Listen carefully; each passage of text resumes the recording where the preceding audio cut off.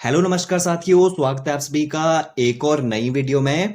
तो आज का अपना टॉपिक है डीसी जनरेटर का। काफी इंपॉर्टेंट टॉपिक है और कॉम्पिटिटिव एग्जाम में भी यहाँ से काफी सारे प्रश्न पूछे जाते हैं। सभी प्रश्न इंपॉर्टेंट है, तो आप इन सभी प्रश्नों को ध्यान से समझिएगा। और मैं आपको बता दूं, ये हमारे इलेक्ट्रिकल के इंपॉर्टेंट क्वेश्चनों का 10वां पार्ट है। अगर आपने स्टार्टिंग के 9 पार्ट नहीं देखे हैं तो आप उनको भी जरूर से देखें। तो हर रोज की तरह पहला प्रश्न आपके लिए है और इस प्रश्न का सही आंसर आप सभी लोगों ने नीचे कमेंट बॉक्स में बताना है। प्रश्न है, एक जनरेटर में इस्तेमाल किए जाने वाले कार्बन ब्रश का वोल्टेज ड्रॉप होता है। तो कुछ इस तरह के होते हैं कार्बन ब्रशेस और आपने बताना है इनका वोल्टेज ड्रॉप कितना होता है। और इस प्रश्न का जो सही आंसर होगा वो आपको मैं वीडियो के लास्ट में भी बताऊंगा। तो आज का अपना पहला प्रश्न है, एक डीसी जनरेटर के आर्मेचर में उत्पन्न होने वाली धारा यानी करंट होती है। तो कुछ इस तरह का होता है एक डीसी का आर्मेचर, और आर्मेचर वही भाग होता है जो एक जनरेटर में ईएमएफ को उत्पन्न करता है। इसके अंदर ये वाइंडिंग की गई है। तो प्रश्न में पूछा गया है एक डीसी जनरेटर के आर्मेचर में उत्पन्न होने वाली ईएमएफ। तो एक बात आपको हमेशा में ध्यान रखनी होगी, जब भी फैराडे के लॉ ऑफ मैग्नेटिक एक्शन से ईएमएफ उत्पन्न होगी वो हमेशा एसी होती है, लेकिन हमें जनरेटर में मिलती है डीसी। तो यहाँ पे जो इस आर्मेचर के द्वारा एसी करंट उत्पन्न किया जाता है वे आगे इस वाले भाग में आ जाता है जिसे कम्यूटेटर कहा जाता है। और इस कम्यूटेटर का काम होता है एसी सप्लाई को डीसी सप्लाई में करना। तो पूछा यहाँ पे ये गया था कि एक डीसी जनरेटर के आर्मेचर उत्पन्न करता है, तो आर्मेचर में हमेशा एसी सप्लाई उत्पन्न होती है। तो इस प्रश्न का सही आंसर हो जाएगा ऑप्शन 2। अगला प्रश्न देखिए, क्वेश्चन नंबर 2 है, लैप बाइंडिंग में समांतर पथ यानी पैरेलल पाथ की संख्या होती है। तो ये जो लैप बाइंडिंग होती है ये एक डीसी जनरेटर के आर्मेचर में की जाती है और इसका इस्तेमाल हम तब करते हैं जब हमें आउटपुट में ज़्यादा करंट चाहिए होता है। तो इसमें जो समांतर पथ यानी पैरेलल पाथ की संख्या होती है ये हमेशा पोलों की संख्या के बराबर रहते हैं। तो इस प्रश्न का सही आंसर हो जाएगा ऑप्शन 2, पोलों की संख्या के बराबर। अगला प्रश्न देखिए, क्वेश्चन नंबर 3 है, एक डीसी जनरेटर में पोल शू का इस्तेमाल किया जाता है। ऑप्शन ए है बाइंडिंग की सुरक्षा के लिए, और ऑप्शन बी है एडी करंट को कम करने के लिए, ऑप्शन 3 है फ्लक्स के लिए, एयर गैप को कम करने के लिए। तो यहाँ पर देखिए, यहाँ पर आपको एक डायग्राम दिख रहा होगा और आपको ये वाला भाग जो दिख रहा है इसे कहा जाता है पोल शू, और ये हर एक पोल पे बनाए जाते हैं कुछ इस तरह से। तो इन पोल शू का जो काम होता है, इनका काम होता है फ्लक्स को फैलाना और फ्लक्स के मार्ग में जो एयर गैप आता है उस एयर गैप को कम करना। तो इस प्रश्न का सही आंसर हो जाएगा ऑप्शन 3, फ्लक्स के लिए एयर गैप को कम करना। अगला प्रश्न देखिए, क्वेश्चन नंबर 4 है, एक डीसी जनरेटर में इंटरपोल का कार्य होता है। तो दोस्तों यहाँ पर आपको एक डायग्राम दिख रहा होगा और ये वाला जो भाग है इसे इंटरपोल कहा जाता है। तो ये जो इंटरपोल होते हैं वैसे तो ये स्टेटर पे बने रहते हैं बॉडी पे, लेकिन इनके जो कनेक्शन होते हैं वो आर्मेचर के साथ कर दिए जाते हैं। और इन इंटरपोल्स का काम क्या होता है, ये एक रिएक्टिव वोल्टेज उत्पन्न करते हैं और उस वोल्टेज के द्वारा आर्मेचर रिएक्शन को समाप्त किया जाता है। तो इस प्रश्न से आपने 3 बातें ध्यान में रखनी है। पहली, जो इंटरपोल होते हैं वो बॉडी पे होते हैं। नंबर 2, जो इंटरपोल के कनेक्शन होते हैं वो आर्मेचर के साथ होते हैं। और नंबर 3 है, जो इंटरपोल का इस्तेमाल किया जाता है वो आर्मेचर रिएक्शन को समाप्त करने के लिए किया जाता है। तो इस प्रश्न का सही आंसर हो जाएगा ऑप्शन 3। अब अगला प्रश्न देखिए, क्वेश्चन नंबर 5 है, एक डीसी जनरेटर की बॉडी बनी होती है। ऑप्शन 1 है लेमिनेटेड सिलिकॉन स्टील, ऑप्शन 2 है तांबा, और ऑप्शन 3 है कास्ट आयरन, ऑप्शन 4 है माइल्ड स्टील। तो इसके बेसिकली आंसर 2 है। अगर आपसे पूछा जाए डायरेक्ट एक डीसी जनरेटर की बॉडी किसकी बनी रहती है तो इसका सही आंसर हो जाएगा कास्ट आयरन। लेकिन अगर आपसे पूछा जाए बड़े डीसी जनरेटर की बॉडी किसकी बनी होती है तो जो बड़े पावर के डीसी जनरेटर होती है तो उनकी जो बॉडी होती है वो कास्ट स्टील की बनी होती है।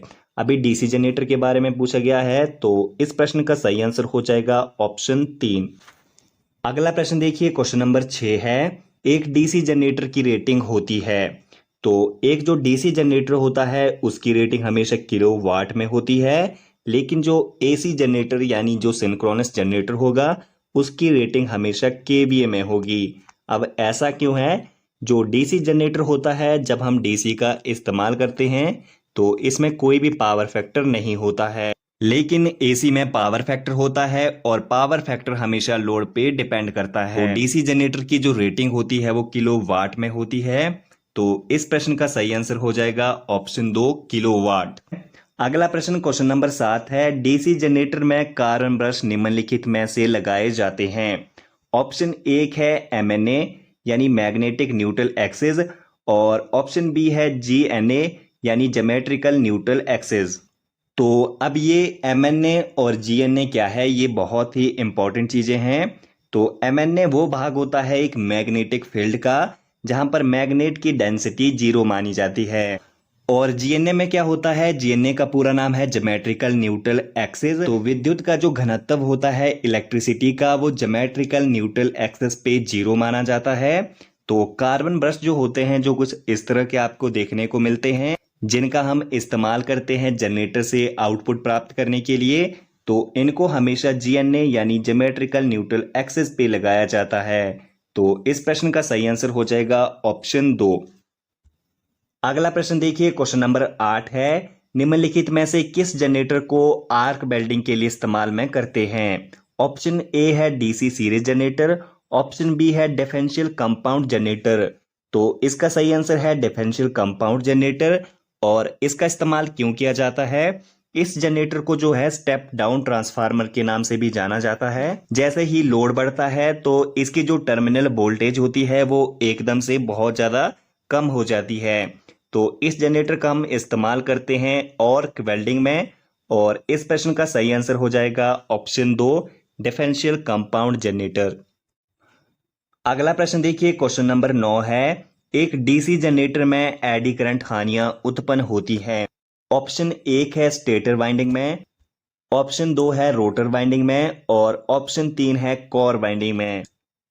तो ये जो एडी करंट लॉस होता है ये एक जनरेटर के कोर में होता है, और इस लॉस से बचने के लिए क्या किया जाता है, जो हमारी कोर होती है उसको हम लैमिनेट कर देते हैं। तो इस प्रश्न का सही आंसर हो जाएगा ऑप्शन 3 कोर में। अगला प्रश्न देखिए, क्वेश्चन नंबर 10 है, एक जनरेटर में मैक्सिमम दक्षता होती है। ऑप्शन 1 है एडी करंट जो होगा वो स्थिर हानियों के बराबर होगा, और ऑप्शन बी है वेरिएबल हानियां स्थिर हानियों के बराबर होगी। तो इस प्रश्न का सही आंसर हो जाएगा ऑप्शन 2 वेरिएबल हानियां जो होगी वो स्थिर हानियों के बराबर होगी, तभी एक जनरेटर मैक्सिमम दक्षता देगा। अगला प्रश्न है क्वेश्चन नंबर 11, एक डीसी जनरेटर में सर्वाधिक कॉपर हानियां होती हैं। ऑप्शन 1 है स्टेटर वाइंडिंग में, और ऑप्शन बी है रोटर वाइंडिंग में। तो इसका सही आंसर रोटर वाइंडिंग है, और रोटर बाइंडिंग में जो कॉपर लॉस होता है इसका मान 35% से 40% के बीच में होता है। तो इस प्रश्न का सही आंसर हो जाएगा ऑप्शन 2 रोटर बाइंडिंग में। अगला प्रश्न है क्वेश्चन नंबर 12, हिस्टेरिस लॉस को कम करने के लिए क्या किया जाता है। ऑप्शन 1 है लैमिनेटेड कोर, ऑप्शन बी है सिलिकॉन स्टील का उपयोग। तो इस प्रश्न का सही आंसर है ऑप्शन 2 सिलिकॉन स्टील का उपयोग। अब सिलिकॉन स्टील ही का उपयोग क्यों करेंगे, क्योंकि जो सिलिकॉन स्टील होता है इसका जो हिस्टेरिस स्थिरांक कम होता है।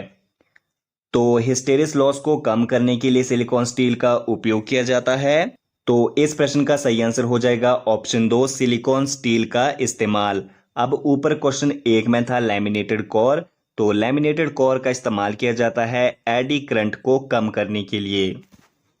अगला प्रश्न देखिए, क्वेश्चन नंबर 13 है, स्थिर वोल्टेज के लिए निम्न में से किस जनरेटर का इस्तेमाल करेंगे। ऑप्शन 1 है डीसी सीरीज जनरेटर, और ऑप्शन 2 है डीसी शंट जनरेटर। तो इसका सही आंसर हो जाएगा ऑप्शन 2 डीसी शंट जनरेटर। अगला प्रश्न देखिए, क्वेश्चन नंबर 14 है, जिस जनरेटर में रेजिड्यूल मैग्नेटिज्म होता है उस जनरेटर को कहा जाता है। अब रेजिड्यूल मैग्नेटिज्म क्या होता है, इसको हम हिंदी में शेष बचा हुआ मैग्नेटिज्म भी कहते हैं। तो इसका ऑप्शन 1 है separately excite generator, option number 2 है सेल्फ एक्साइट जनरेटर। तो इस प्रश्न का सही आंसर हो जाएगा ऑप्शन 2 सेल्फ एक्साइट जनरेटर। तो अब ये रेजिड्यूल मैग्नेटिज्म क्या है? ये बचा हुआ चुंबकत्व होता है जिसका इस्तेमाल किया जाता है एक जनरेटर को सेल्फ स्टार्ट करने के लिए। तो जिन जनरेटरों में ये रेजिड्यूल मैग्नेटिज्म होता है वो जनरेटर सेल्फ एक्साइटेड होते हैं। तो इस प्रश्न का सही आंसर हो जाएगा ऑप्शन 2, सेल्फ एक्साइट जनरेटर। तो अगला प्रश्न देखिए, क्वेश्चन नंबर 15 है, एक डीसी जनरेटर का कम्यूटेटर बना होता है। तो इसका ऑप्शन 1 है हार्ड स्टील का, ऑप्शन 2 है लेमिनेटेड सिलिकॉन स्टील का, ऑप्शन 3 है हार्ड ड्रॉन कॉपर का। तो इस प्रश्न का जो सही आंसर हो जाएगा वो ऑप्शन 3 है, हार्ड ड्रॉन कॉपर का। तो ठीक है दोस्तों, फिलहाल इस वाली वीडियो में इतना ही। आई होप आपको ये वाली वीडियो पसंद आई होगी। पसंद आई है तो वीडियो को लाइक कर दीजिए।